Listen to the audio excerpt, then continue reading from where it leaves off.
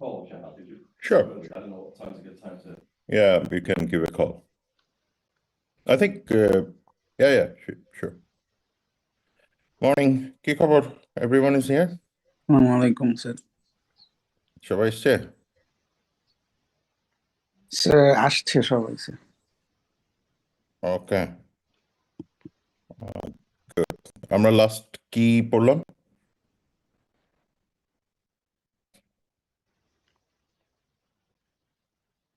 The critical theories.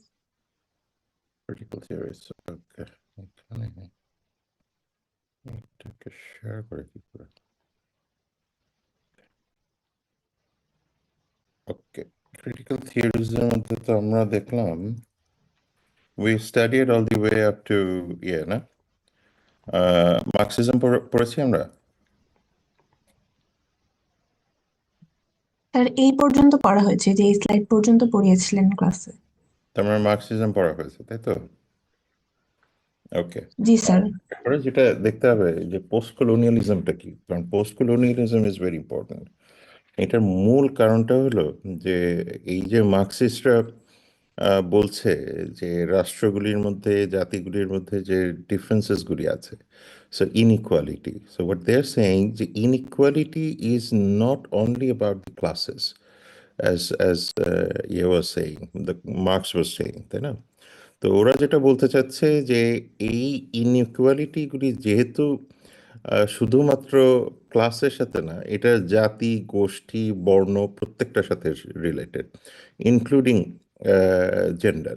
যে কারণে একটা বড় ইস্যু ওদের এখানে এসছে যে শুধুমাত্র যদি আমরা এটাকে শ্রেণী বিভাজন দিয়ে দেখি, অর্থাৎ প্রলেটারিয়েট আর bourgeois দিয়ে দেখি, যেটা আমরা আগের ক্লাসে বললাম যে ওরা মানে দ্য মার্কসিস্ট ওরা সবসময় বলছে যে এই যে রাষ্ট্র ব্যবস্থা, এই রাষ্ট্র ব্যবস্থার মধ্যেও যে ক্লাসিফিকেশনগুলি আছে, সেখানেও আমরা দেখতে পাচ্ছি কিছু রাষ্ট্র ডেভেলপ, কিছু রাষ্ট্র ডেভেলপিং না, কি তারা ন্যাচারালি সেই জায়গাটা একটা বৈষম্য রয়ে গেছে। সে কারণে সোসাইটি অফ স্টেটসে দেখা যায় যে এলিট সোসাইটি থেকে বা নন এলিট সোসাইটি যেগুলি আছে বা রাষ্ট্রগুলি আছে, সেগুলির মধ্যে একটা বড় রকমের পার্থক্য কাজ করে। তো পোস্ট কলোনিয়ালরা বলছে যে দেখো, যেহেতু এই যে দেশগুলি কলোনিয়াল ছিল, কলোনিয়াল পাওয়ার্স যেগুলি ছিল, say for an example it can be Ottoman, it can be British, it can be Roman, it can be any other empires, যেগুলি essentially created colonies overseas, the Spanish, Portuguese, and so on, the Dutch. So they were saying যে look, এই যে colonial পাওয়ারগুলি আছে, এই colonial পাওয়ারগুলি যখন নিজেদের কলোনিগুলিকে বাড়ানো শুরু করলো, তখন তারা বিভিন্ন জাতি, গোষ্ঠী, বিভিন্ন সেকশন অফ দি সোসাইটিকেও কিন্তু কলোনাইজ করার চেষ্টা করলো। যে কারণে একটা বড় আর্গুমেন্ট হয় যে যখন ব্রিটিশ এম্পায়ার ছিল, তখন কি এসেনশিয়ালি এই ভারতবর্ষের ডেভেলপমেন্ট হয়েছে কিনা। এখন দেখা যাচ্ছে যে ডেভেলপমেন্টের আগে ভারতবর্ষ বলতে আমরা যেটাকে বোঝাই all the way from Afghanistan down to Myanmar, তো তখন যেটা বলতো যে ব্রিটিশ রুলের সময় যে এইখানে রেল লাইন হয়েছে, হাসপাতাল এসছে, চিকিৎসা এসছে, ব্রিটিশ এডুকেশন এসছে, সবই এসছে।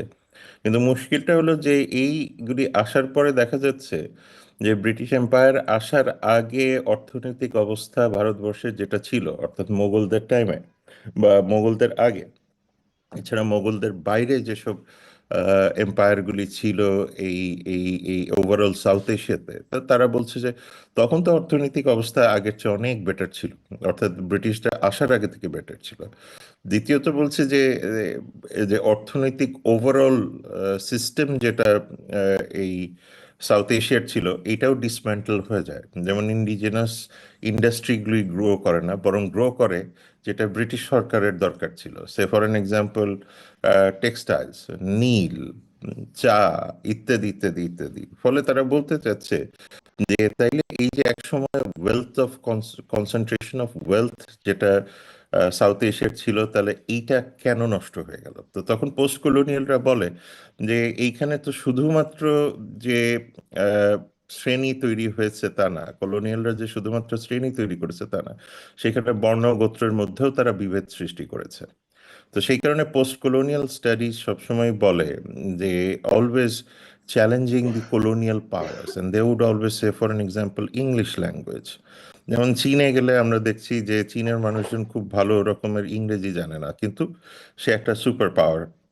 তাহলে এটা কিভাবে সম্ভব? আবার আমরা যখন সাউথ এশিয়াতে বসে চিন্তা করি তখন আমাদের মনে হয় যে ইংরেজি না পড়লেই কোনো কিছু হবে না।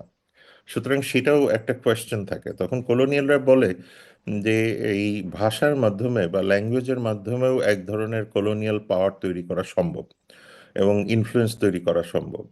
যে কারণে তখন যেটাকে বলা হয় যে সেন্টার পেরিফেরি রিলেশনশিপ তৈরি হয়ে যায়। তুমি ইংরেজি শিখছো কেন?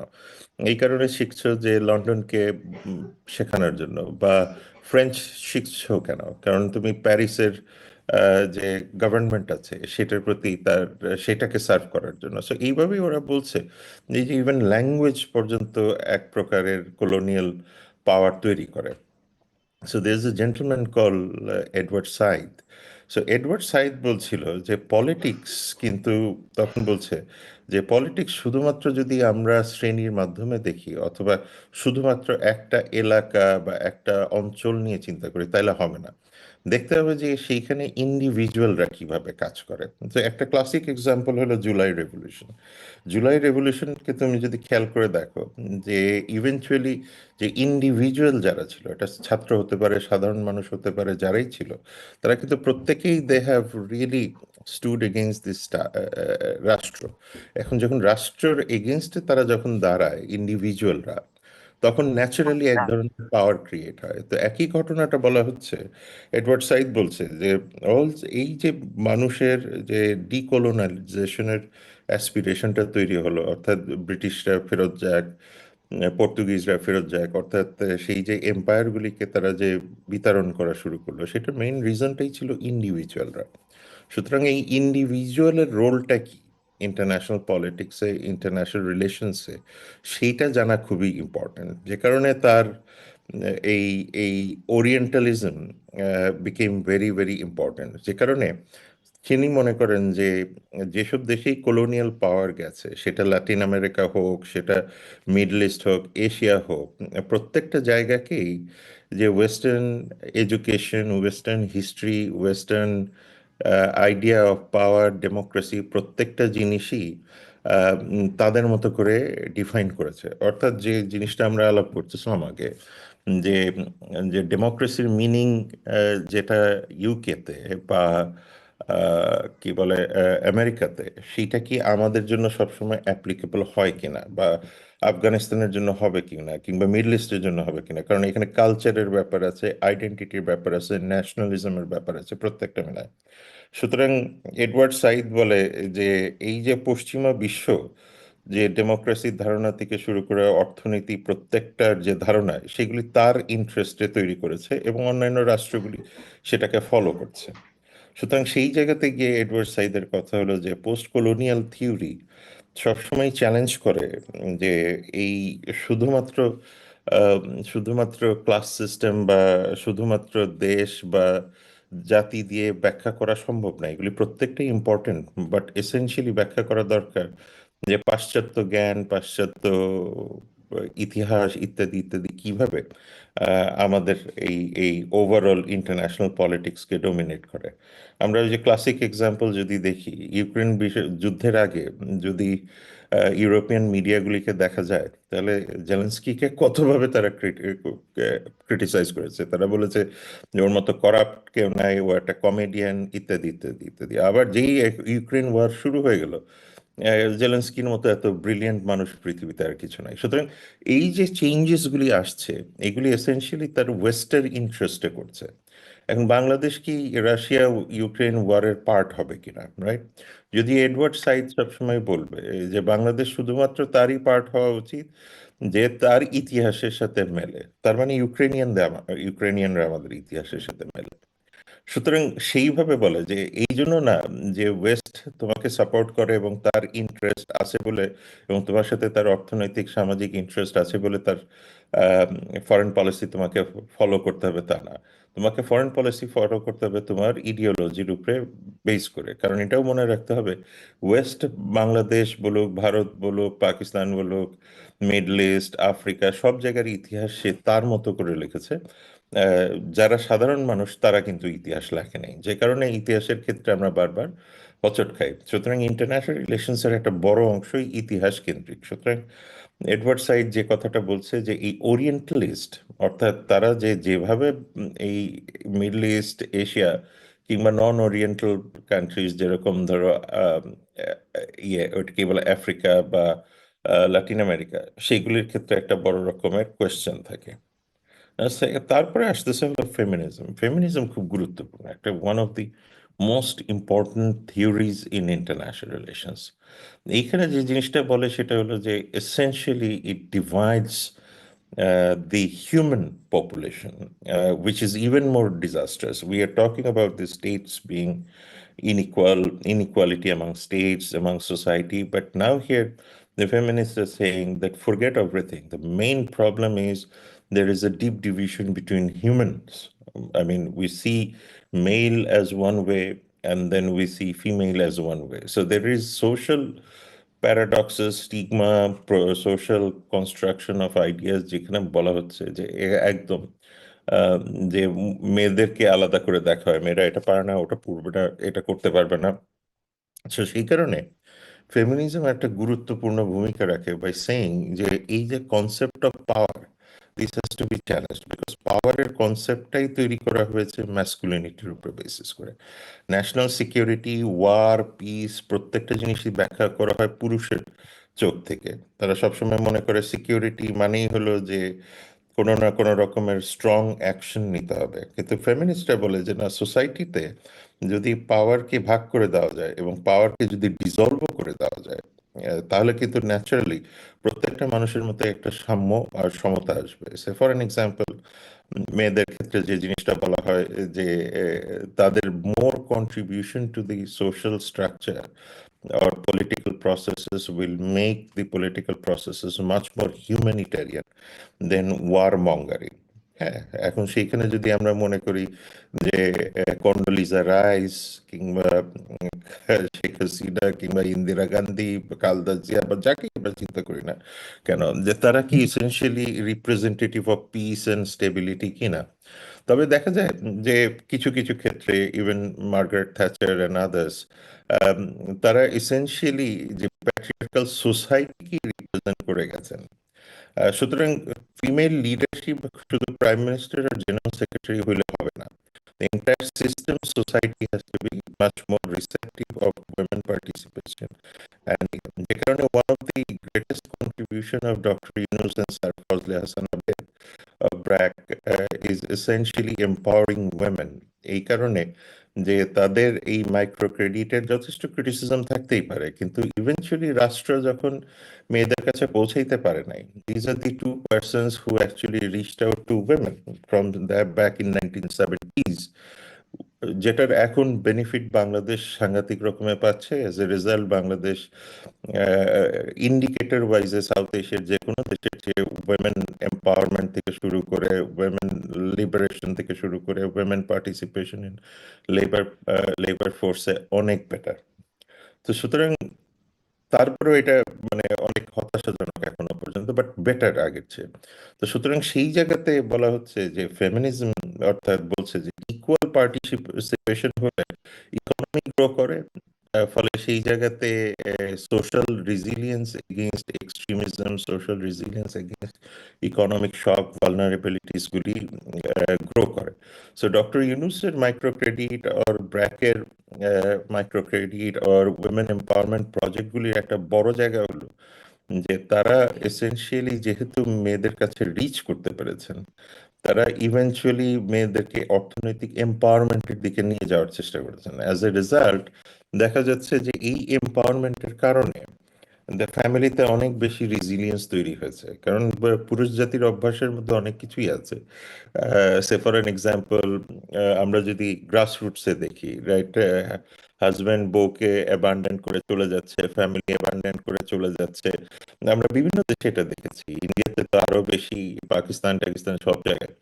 সো যে কারণে বলা হয় যে এই একটা ফ্যামিলি যেহেতু বিহোল্ডার থাকে একটা মেয়ে, সুতরাং তাকে যদি এম্পাওয়ার করা হয়, তাকে যদি ফাইন্যান্সিয়ালি, সোশ্যালি, ইকোনমিক্যালি সব দিক থেকে এম্পাওয়ার করা হয়, মোর মোর লাইকলিহুড যে family will be much more stronger. অন্যদিকে সেই ক্ষেত্রে যুদ্ধের ক্ষেত্রে এখন বিভিন্ন রকমের নিউ থিওরিজ আর কামিং, যে ডেজার্টে বা মরুভূমিতে যুদ্ধের ক্ষেত্রে কি দাঁড়ায়, মরুভূমিতে যুদ্ধের সময় কি ধরনের একটা মেয়ের পারফরমেন্স হতে পারে, একটা ছেলের পারফরমেন্স হতে পারে। এবং বায়োলজিক্যাল সায়েন্স বারবার এই জায়গাগুলিতে এখন চ্যালেঞ্জও করছে, কিন্তু যে কারণে আমরা দেখতে পাচ্ছি যে কনস্ট্যান্টলি আমাদের যে প্রিকনসিভড আইডিয়া ছিল যে মেয়েদের দুর্বল, পুরুষরাই একমাত্র শক্তিশালী হবে, বা এই ধরনের কনসেপ্টগুলি আলটিমেটলি ভেঙে যাচ্ছে। এখন বায়োলজিক্যালিও এটা প্রুভ করা সম্ভব হচ্ছে, এবং ইভেনচুয়ালি সোসাইটি যত সামনের দিকে যাবে, মেডিকেল সায়েন্সেস থেকে শুরু করে নিউট্রিশন অ্যান্ড সো অন যত ইমপ্রুভ করবে, স্বাভাবিকভাবে মেয়েদের participation will be much more stronger in the society. So ফেমিনিস্টরা বলে যে যে পর্যন্ত আমরা জেন্ডারকে ইকুয়াল না করব, সেই পর্যন্ত আমরা we will not be able to create a society that will be fundamentally equal.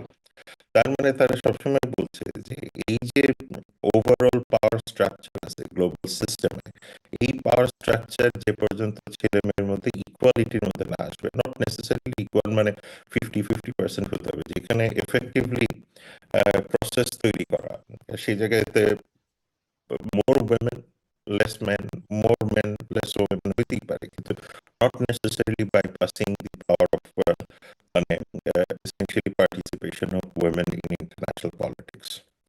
So as a result, আমরা যেটা দেখেছি যে এই ফেমিনিজমের ক্ষেত্রে there are number of issues that has to be taken care of even today. তারপরে আসে post structuralism. এখন post স্ট্রাকচারালিজমের ক্ষেত্রে বলা হয় যে আমাদের যেসব বিলিফ থাকে, আমাদের প্রত্যেকেরই বিভিন্ন রকমের বিলিফ থাকে, এই বিলিফ গুলিকে সবসময় যে ট্রু হবে এমন কিছু না, তাই না? যে ফর এক্সাম্পল, যে তুমি বললা যে ভারতের পররাষ্ট্রনীতি দুর্বল, এখন ইমিডিয়েটলি পোস্ট স্ট্রাকচারালিস্টরা বলবে যে কোন জায়গায় দুর্বল, পুরোটা কি দুর্বল, না কিছু কিছু জায়গায় দুর্বলতা আছে, যে জায়গাগুলি দুর্বলতায় আছে সেই জায়গাগুলি কি?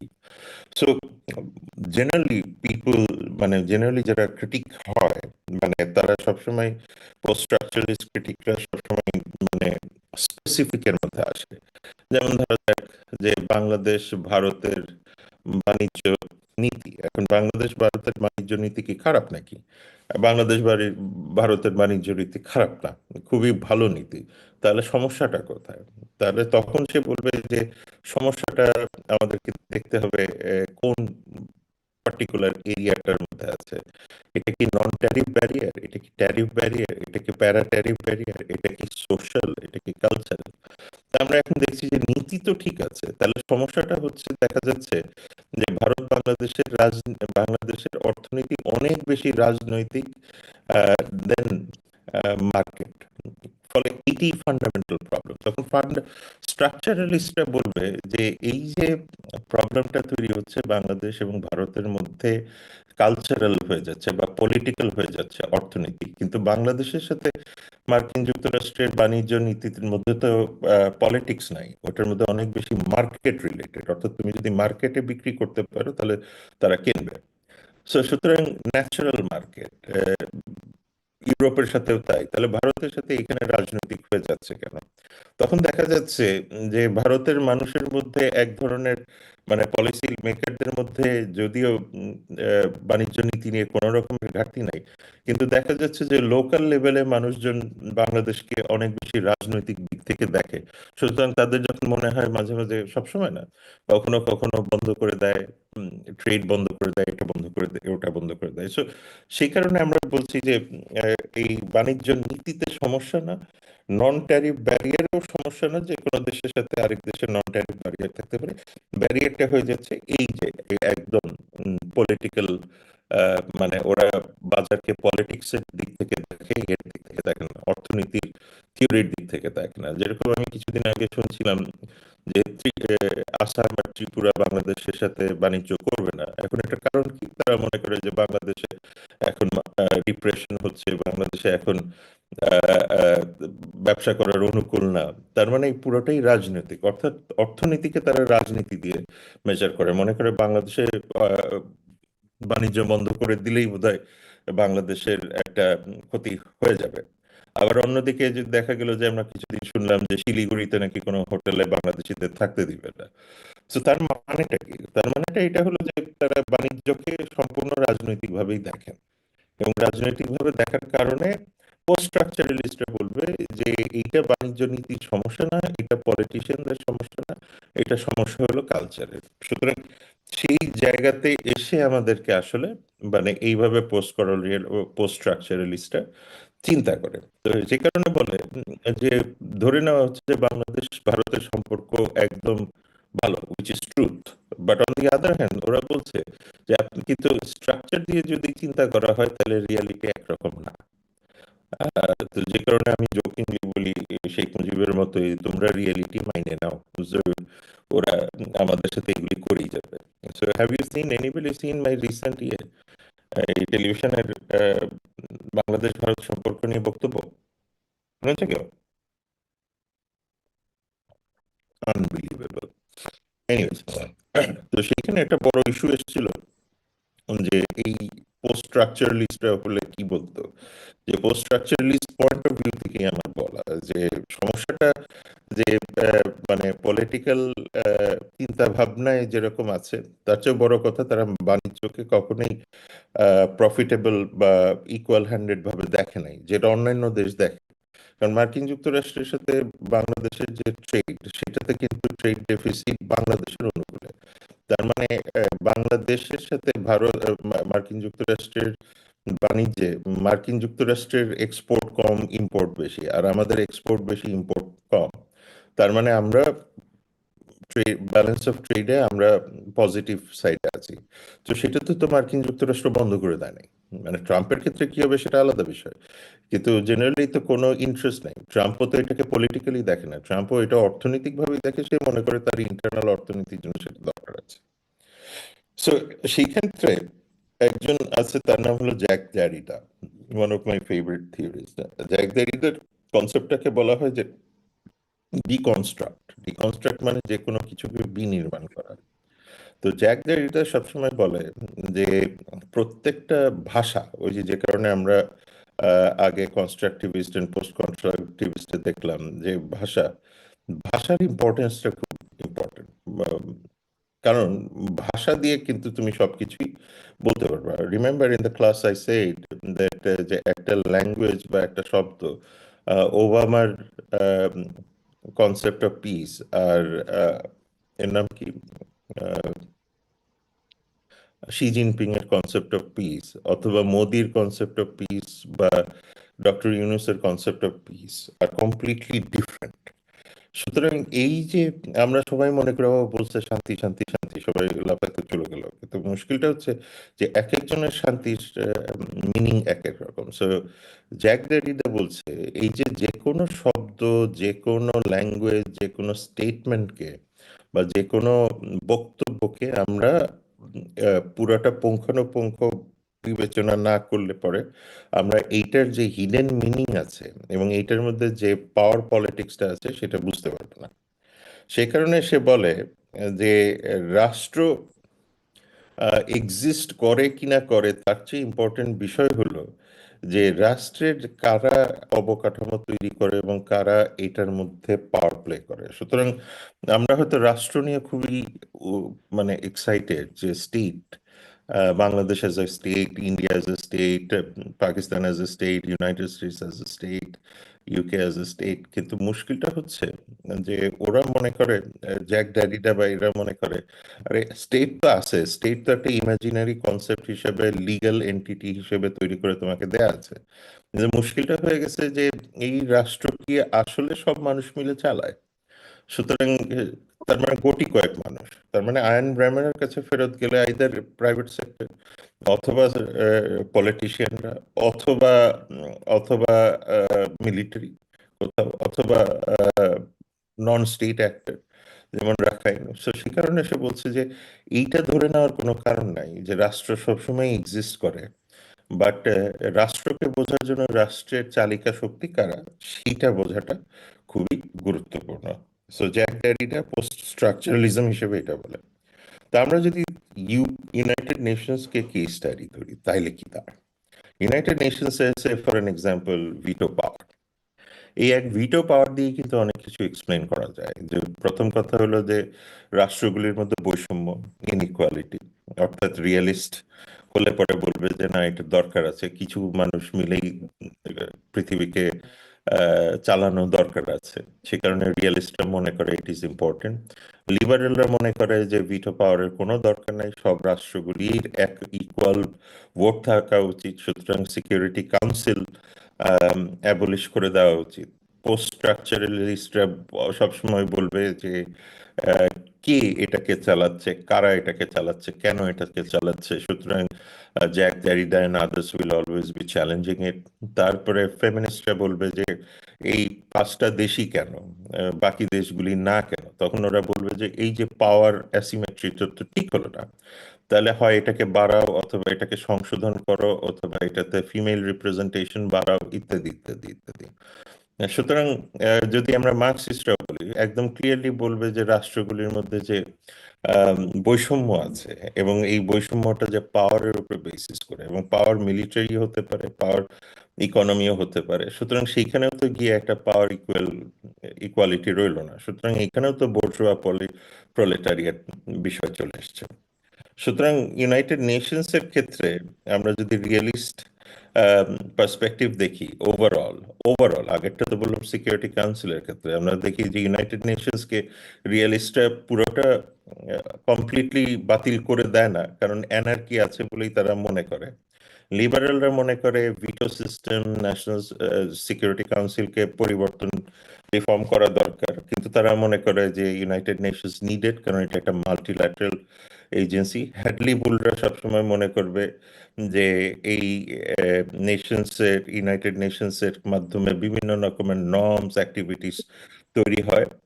পোস্ট স্ট্রাকচারালিস্টরা সবসময় চিন্তা করে যে ওই যে সিকিউরিটি কাউন্সিল থাকলে ওভারঅল ইউনাইটেড নেশনসের কার্যকারিতা কমে যায়। সুতরাং তারাও মনে করে যে এইটা, ফেমিনিস্টরা যে বললাম যে এটা কারা চালাচ্ছে, আর পোস্ট কলোনিয়ালিস্টরা তো সবসময় বলে যে কালচারাল, ন্যাশনাল, রিলিজিয়াস প্রিভিলেজেস গুলি এসেনশিয়ালি এখানে আসে। যেমন সিকিউরিটি কাউন্সিলের একটা বড় আর্গুমেন্ট হলো যে এখানে তো কোনো আফ্রিকান বা ল্যাটিন আমেরিকান কোনো দেশ নাই এবং ইমার্জিং পাওয়ারগুলিও নাই, জাপান নাই, জার্মানি নাই, তারা কলোনিয়ালি ডিফিট হয়েছিল বটে, মানে সেকেন্ড ওয়ার্ল্ড ওয়ারে, তার মানে এই না যে তাদের কোনো পলিটিক্যাল বা ইকোনমিক ভ্যালু গ্লোবাল সিস্টেমে নাই। সুতরাং সবকিছু মিলিয়ে তারা বলছে যে ইউনাইটেড নেশনস সিকিউরিটি কাউন্সিলের দিক থেকে বললে সবকটা থিওরিরই বিভিন্ন রকমের পজিশন আছে। আর যদি আমরা ওভারঅল ইউনাইটেড নেশনস এর কথা বলি তাহলে তো আমরা দেখতেই পেলাম কি দাঁড়াইলো। ওকে, সো থিওরি মোটামুটি এখন শেষ। So what we are going to do, আমাদের কালকে সরি কালকে পরীক্ষা কটায়? স্যার 10টা 15 স্যার। হ্যাঁ, বি- বি- হ্যাঁ, হুম, হুম। 10টা 15তে দিয়েছি পরীক্ষা। স্যার বি সেকশনের 8:30টায় স্যার। তোমাদের 10টা 15তে কেন? স্যার মানে ওই টাইমে তো স্যার রুম তো একবারে একটাই ফাঁকা থাকে স্যার। ও, এই ঘটনা। একসাথে নেওয়া যায় না? স্যার একসাথে নিলে স্যার কয়েকজনের দাঁড়িয়ে লিখতে হবে, কয়েকজনের বসে লিখতে হবে স্যার। লিখলা তোমরা, কি সমস্যা?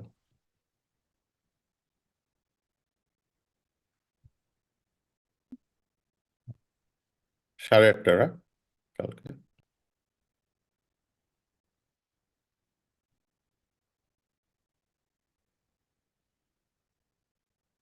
ঠিকই। তোমাদের কোর্স দেখাচ্ছে না কেন? তোমাদের জানুয়ারি জুন না জুলাই ডিসেম্বর না জুন 2024? স্যার একদম উপরেরটা মনে হয় স্যার, যেটা প্রথমে থাকে ওইটাই মনে হয় স্যার। নির্জনা এটা? জি স্যার।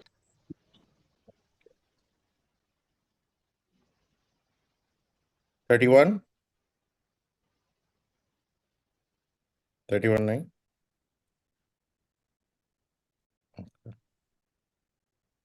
53? 53 নাই? 19?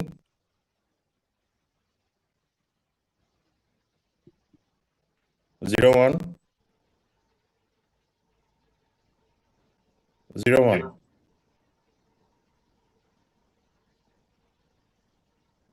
05? এ কি? Present, sir. 05? 05 present, sir. 31, 53, 19 নাই, তাই তো? স্যার 01? 19 আছে স্যার প্রেজেন্ট। এতক্ষণ বলনি কেন? স্যার আমার রুট বলা হয়নি। ওকে। 05? 09? 09 নাই? 05 present. হ্যাঁ দিলাম। 09? Absent. 11? Present, sir. 15? Present, sir. 17? Present, sir. 18? 19? Present, sir. 25? Present, sir. 29? Present sir. 31? Present, sir. 33? Present sir.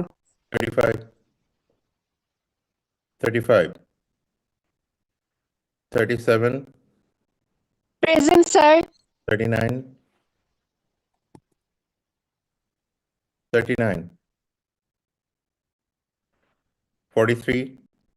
Present, sir. 45? Present sir. 49? Present, sir. 53? Present, sir. 55? Present sir. 57? Present, sir. 63? Present sir. 67? 67? 71? Present, sir. 73? Present, sir. 79? 79? 81? Present, sir. 85? 85 9? 87? 89? 87, 89 9? 91? Present sir. 95? 85 present, sir. কত? 95? Sir, chat box এ লিখেছে। 99? Present, sir. 03? Yes sir. 07? Present, sir. 09? Present, sir. 11? 11? 13? Present, sir. 15? Present, sir. 19? Present sir. 23? Present sir. 25? 29? Present, sir. 33? Present, sir. 35? Present, sir. 39? Present, sir. কেউ missing আছে? Sir, 89 এর 67 sir 89 এর নেটে problem হচ্ছে, ও ঢুকতে পারছে না। না তো ক্লাস হলো না। এনিওয়েজ 99, 95, 37 তাই তো? স্যার 67 67 কে? 67 ক্লাসে নাই? Sir Online? আছি ওকে। স্যার অ্যাটেন্ডেন্স মিস গিয়েছে। স্যার 111 স্যার, চ্যাট বক্সে লিখেছে স্যার রোলটা। 111 আর আর কেউ আছে? 95 স্যার। 95 স্যার 91। 91 দেওয়া আছে, 95 দেওয়া আছে। Okay great, thanks. কালকে will see at the exam. Sir একটা দুইটা ছোট কোশ্চেন ছিল। হুম। স্যার আপনি যে লাস্ট ক্লাসে একটা আর্টিকেল মেনশন করেছিলেন আর এই যে টিভি টক শোটা, এটা স্যার কোথায় পাওয়া যাবে? গুগলে সার্চ করলে অনেক পুরনো গুলো একটু দেখাচ্ছে স্যার। এটার নামটা বা কিছু একটা কি একটু চ্যানেল 24। চ্যানেল 24। আর স্যার আর্টিকেলটা কি স্টকহোম সিনড্রোম ওইটার কথা? ডেইলি স্টার শাহাবানব খান স্টকহোম সিনড্রোম। স্টকহোম সিনড্রোম, জি। আর স্যার আপনি কি মিডের খাতা দেখাবেন? মিটার খাতা, হ্যাঁ। আচ্ছা, কার কার যিনি খাতার প্রবলেম হয়েছে? জি আমার স্যার, আমাদের আমার প্রবলেম IV না হলেও কি problem। দেখাবেন স্যার? প্রবলেম, হ্যাঁ, অফকোর্স। তা তো আমার আরো ভালো লাগে। তাহলে আমি সুন্দর করে দেখাতে পারবো কে কি কাজ করেছে খাতার মধ্যে। ওকে। আর হলো ওই কি বলে তোমার, আহ, যাদের এর নাম কি, স্যার রোল দুইটা নাম্বার, মার্কস মিট প্রত্যেকজনের রোল নাম্বার নিয়ে ঝামেলা আছে। জি sir. Okay, we will discuss it tomorrow. Okay, see you. আসসালামু আলাইকুম স্যার।